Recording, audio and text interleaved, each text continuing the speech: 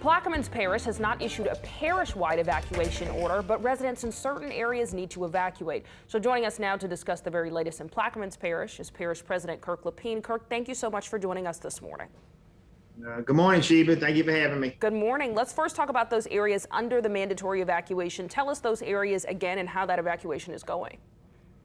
Well, we issued the evacuation order now from the floodgate that's on Highway 23, what we call Oakville or Captain Larry's, all the way to Venice on the West Bank. We've issued the mandatory evacuation for all of the East Bank, and we're probably going to issue a voluntary evacuation for Bel proper this morning after we meet today. Of course, and we check in with you whenever there are storms. We talked a lot last storm season. How does this feel different from last season? Well, I don't like this. I think I would need to skip over August 29th. That's the date of Katrina, and August 30th is the date of Isaac. And those are not very good days to remember. And it seems like Ida will put its mark on Plaquemines Parish too. And we'll get through it. But we asking our residents to be prepared and be ready to move. Sure. And what's your biggest concern right now? I know we've been talking about storm surge for these lower-lying areas.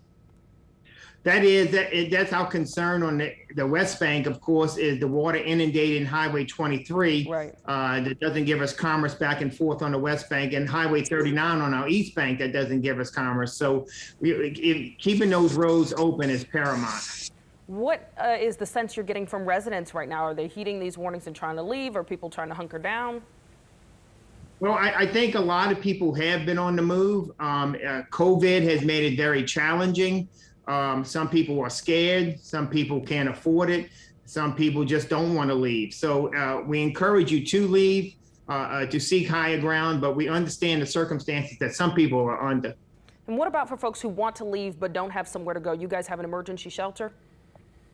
We do have a shelter here that we're registering people who come here, and we're moving those folks to West Monroe. We have a contract with West Monroe.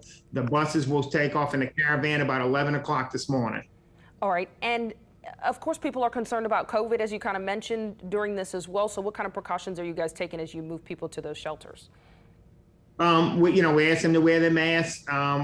We're just really processing them at these shelters, and then make sure that we have the numbers right. So when we get to West Monroe, our numbers will match here, and we're socially distancing them on the bus, and we're trying to keep them as safe as possible.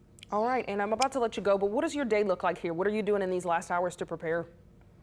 We got meetings today with EOC. Our crews are out there prepping.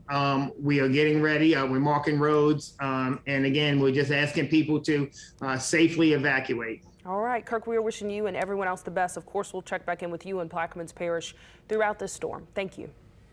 Thank you, Sheba.